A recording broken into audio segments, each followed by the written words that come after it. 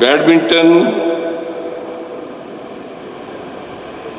ಜಗತ್ತಿನ ಅತ್ಯಂತ ಆಟಗಳಲ್ಲಿ, ಜನಪ್ರಿಯ ಆಟಗಳಲ್ಲಿ ಇದು ಒಂದು ಆಟ. ನಾನು ಹೈಸ್ಕೂಲಲ್ಲಿದ್ದಾಗ ಆಡ್ತಿದ್ದೆ, ಬ್ಯಾಡ್ಮಿಂಟನ್ ಆಡ್ತಿದ್ದೆ. ನಾನು ಎಲ್ಲ ಆಟಗಳನ್ನು ಆಡ್ತಿದ್ದೆ. ಒಂದರಲ್ಲೂ ಕೂಡ ನಾನು ಪರಿಣಿತಿಯನ್ನು ಪಡ್ಕೊಳ್ಳಿಕ್ಕೆ ಹೋಗಲಿಲ್ಲ. ಕಬಡ್ಡಿ ಆಡ್ತಿದ್ದೆ, ಫುಟ್ಬಾಲ್ ಆಡ್ತಿದ್ದೆ, ಬ್ಯಾಡ್ಮಿಂಟನ್ ಆಡ್ತಿದ್ದೆ. ಆಮೇಲೆ ಕ್ರೀಡೆಗಳಲ್ಲೂ ಕೂಡ ಭಾಗವಹಿಸ್ತಾ ಇದ್ದೆ, ಆಟೋಟಗಳಲ್ಲೂ ಕೂಡ ಭಾಗವಹಿಸ್ತಾ ಇದ್ದೆ. ಅದರಲ್ಲಿ ಒಂದರಲ್ಲೂ ಕೂಡ ಪರಿಣಿತಿ ಆಗಲಿಲ್ಲ. ಸೊ ಹಾಗಾಗಿ ನಾನು ಎಲ್ಲ ಆಟಗಳಲ್ಲೂ ಭಾಗವಹಿಸಿದೆ, ಆದರೆ ಒಂದು ಆಟದಲ್ಲೂ ಕೂಡ ಮುಂದೆ ಬರಲಿಲ್ಲ. ಜಿಲ್ಲಾ ಮಟ್ಟದಲ್ಲೂ ಬರಲಿಲ್ಲ, ರಾಜ್ಯ ಮಟ್ಟದಲ್ಲೂ ಬರಲಿಲ್ಲ, ರಾಷ್ಟ್ರ ಮಟ್ಟದಲ್ಲೂ ಕೂಡ ಬರಲಿಲ್ಲ.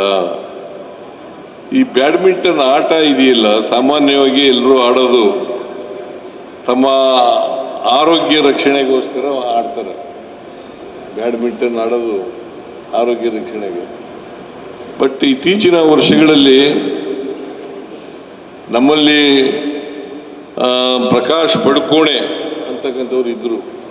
ಪ್ರಕಾಶ್ ಪಡುಕೋಣೆ, ಆಮೇಲೆ ಪುಲ್ಲೇಲ ಗೋಪಿಚಂದ್ ಆಂಧ್ರದವರು, ಅವರಿದ್ದರು.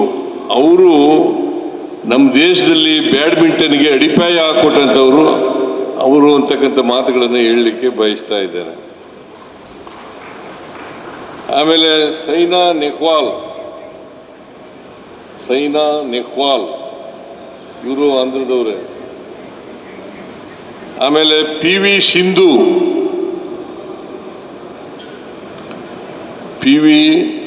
ಸಿಂಧು ಇವರು ಒಲಿಂಪಿಕ್ಸ್ನಲ್ಲಿ ಪದಕವನ್ನು ಭಾರತ ದೇಶಕ್ಕೆ ತಂದುಕೊಟ್ಟವರು. ಅವರು ಈವರೆಗೂ ಕೂಡ ನನ್ನ ಪರವಾಗಿ, ನಿಮ್ಮೆಲ್ಲರ ಪರವಾಗಿ, ರಾಜ್ಯದ ಜನತೆಯ ಪರವಾಗಿ ಧನ್ಯವಾದಗಳನ್ನು ಹೇಳಲಿಕ್ಕೆ ಬಯಸ್ತಾ ಇದ್ದೇನೆ. ಬಹುಶಃ ಅಂತಾರಾಷ್ಟ್ರೀಯ ಮಟ್ಟದ ಪಂದ್ಯ ನಡೀತಾ ಇರ್ತಕ್ಕಂಥದ್ದು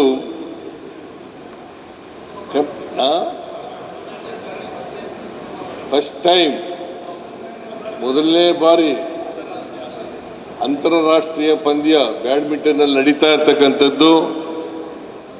ಅದರಲ್ಲೂ ದಕ್ಷಿಣ ಕನ್ನಡ ಜಿಲ್ಲೆಯಲ್ಲಿ ಮಂಗಳೂರಿನಲ್ಲಿ ನಡೀತಾ ಇರ್ತಕ್ಕಂಥದ್ದು ಇದೇ ಮೊದಲನೇ ಬಾರಿ ಅಂತ ಹೇಳಿ ನಾನು ಅಂದ್ಕೊಂಡಿದ್ದೇನೆ.